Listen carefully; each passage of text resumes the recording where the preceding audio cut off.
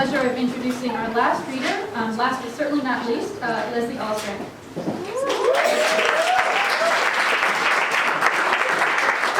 Thank you so much, and thank you so much for being here, especially Professor Chatfield for coming to campus, and especially thank you. So a lot of these poems that I'm going to read are born out of a specific memory or feeling, and then by the end of the poem have changed into something else entirely, so that they're no longer about that instance of crystallized reality or even about me anymore. Hopefully that will become a little clearer at the end of this poem, which starts with a coffee table book, a Life magazine coffee table book that I remember very clearly, and then ends with a relationship that has never been mine. It's called Small Talk. I once saw a big book meant for a small table in a living room. It was filled with old women wailing soul-emptying wails. They stood on a beach looking to a horizon that was only black and white on the page, among bodies that must have been their family. And they wore headscarves that made them look like dirty, mortal angels. Even though I didn't buy the book, it has become like other time-stamped memories, cave drawings forever inked to the inside of my skull in burnt red and black. I wonder what that book would look like at a right angle at the table we rescued from a curb. What would those women's worn and photographed bodies have to say about our apartment that is as anonymous as heaven? We made soup at the end of summertime. The snap of knife through carrot and against cutting board was enough to make the silence of everything else ring out loud like an orchestra tuning to the principal's first note.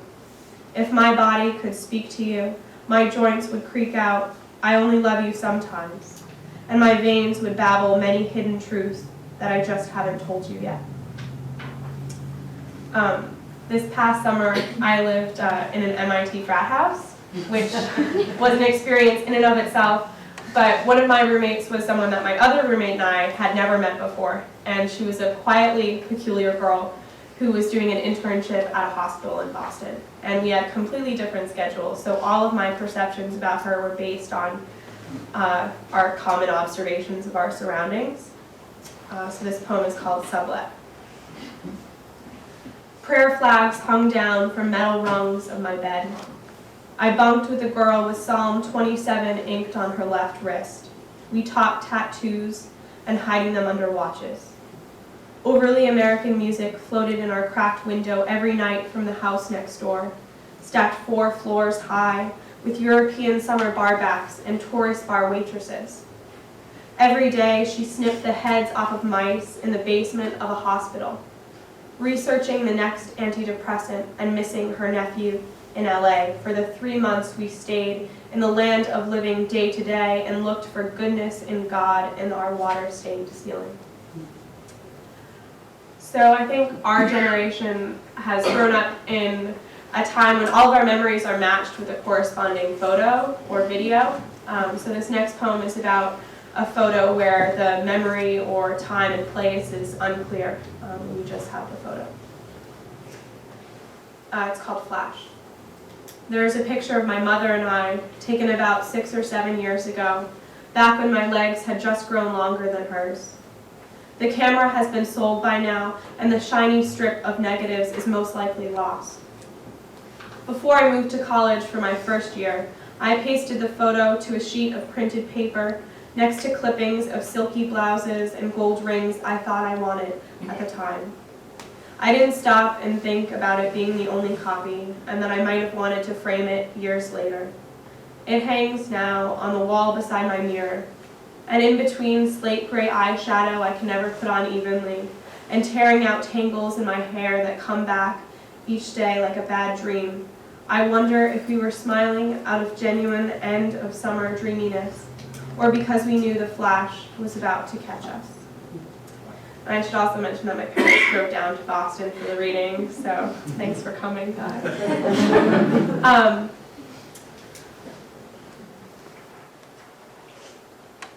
11.5 months ago, my cousin passed away, and it was far too unexpected and his age far too close to mine to actually write any true memorial or anything formal like that. But these next 2 poems are more about the tangible aspects of his life when we were children, and his death, I walked around Rome and just kept repeating dates in my head. So the first is called architecture. I walked around Italy with euros stuffed under my heels and coins rattling around my toes. I heard gypsies would wave newspapers in your face to pick your pockets. Men sold rosaries out of cardboard box tops on street corners and outside of churches. Stray cats hid behind statues, and I tried to remember which animals mourned, whether it was the elephants or orangutans who held funerals for their kin. I snuck into an ancient burial yard behind a pack of Russian tourists, saved the entrance fee, my headphones identical to the translators they wore on their hips. I remember anniversaries or dates of deaths by circling them in my calendar until the date is pushed out by the black ink rings. I wanted to carry March 1st on the cage just beyond my lungs. Before the trip, I thought about burning Roman numerals into my rib. I imagined them inky, black, and forever raw. When I stood outside the Colosseum, I thought the world made sense, that if I stood in just the right spot, everything would line up like the slanted Vatican columns. And the second poem of the pair is called Cousin Remembered. I remember when my cousin's voice changed down deep, hollow on the phone like a coin dropped in a tin can. Long seconds of forever stayed in between his words. We'd been together since we were blonde babies in an all-brown-haired house, looking at dusty scrimshaw of little men in a too-small boat carved into the face of a tooth of the biggest beast in the sea, and going to the family plot in springtime, watching our grandmother snip the corners of a grave where grass had grown, with hair shears she pulled from her purse. I still go back in the spring. The buds on the trees are half opened like thoughts you decide against. So I have two more poems this afternoon. My father is a musician, and I am very nearly tone deaf. So I thought that my childhood of being surrounded entirely by music had somehow left me unmarked. And then as I started to write, and even more so as I started to look back into my writing, I noticed that it actually I hadn't escaped it as cleanly as I had thought, because a lot of my poems are either about the act of listening to music or observing that, or even just more subtly, I compare a lot of things to sound or patterns of music.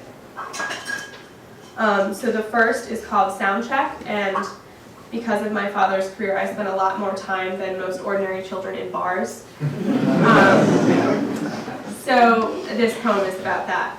Well done, Pat. Sound Check. I learned in a bar that smelled sweet, like spilled something or others, and lemon cleaner, that there is a difference between a drunk and a drinker, between a fifth and a drop.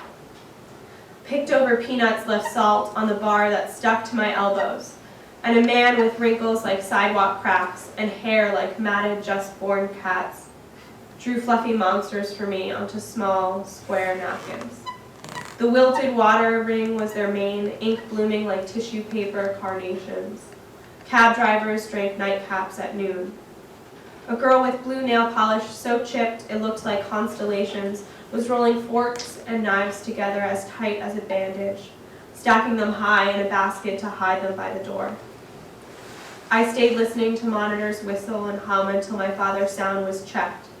It was fine for me to stay there, picking out 2 red cherries from Shirley Temple's.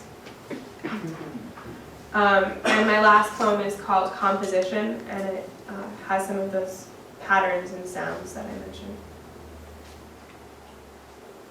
Composition. Kissing someone you love is like finding new patterns. Zigzags and tribal whorls, the navy ikat and periwinkle batik of sighing into each other, being inked and pressed into space. When he speaks, it's like a harpsichord is in the dusty corner of the ordinary room. 5 lines and a clef roll out of his mouth, and you spend moments that are hours deciding where to put your fingers, whether to touch down on the chin or dark moon side of the face, or place typewriter key touches on the clavicle. Thank you guys so much for coming.